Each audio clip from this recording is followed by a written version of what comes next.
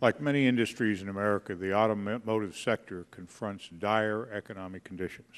We get it here is a complicated mixture of ineffective management, a lack of innovation, exploding health care and pension costs, a struggling economy, increasing commodity prices, and changing consumer preferences.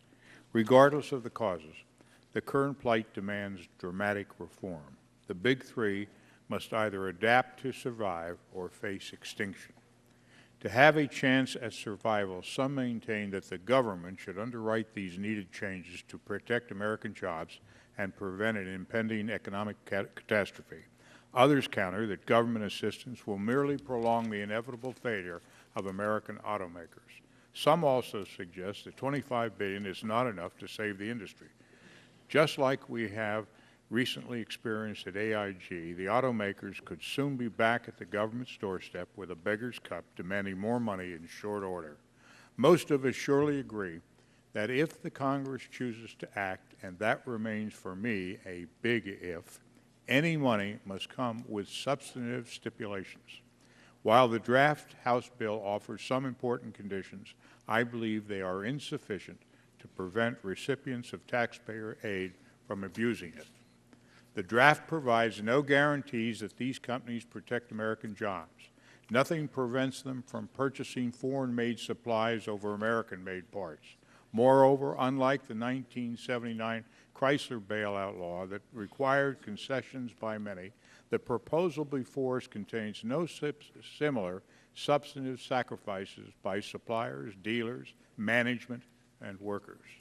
After all, Lee Iacocca symbolically accepted just $1 in annual pay. Why can't today's CEOs of General Motors, Ford, and Chrysler do the same? Furthermore, I am not yet convinced that the Congress must act so rashly. If one of these companies has a specific dollar amount to prevent its insolvency in a matter of weeks, then we should know that so that we can provide a limited bridge loan. We can then take the time to structure a proper deal that does not sell us a pig in a poke to allow even more businesses to behave like pigs at the taxpayer's trough. The American people expect and deserve careful deliberation from this body rather than a blessing of last-minute expedient deals. Only after the Congress carefully and thoughtfully considers its options can it then draft a solution that not only keeps these companies running for months and years to come, but also helps them to thrive in the next generation. Even if we consider this bill, the onus lies with today's witnesses to explain why a direct government loan is a superior option. Many have credibly argued that bankruptcy or a structured receivership remain viable alternatives. The successful Chrysler loan guarantee provided a similar plausible roadmap this Congress could pursue.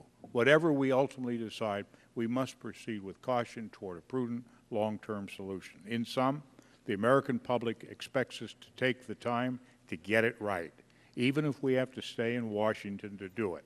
I am committed to getting it right and look forward to the testimony.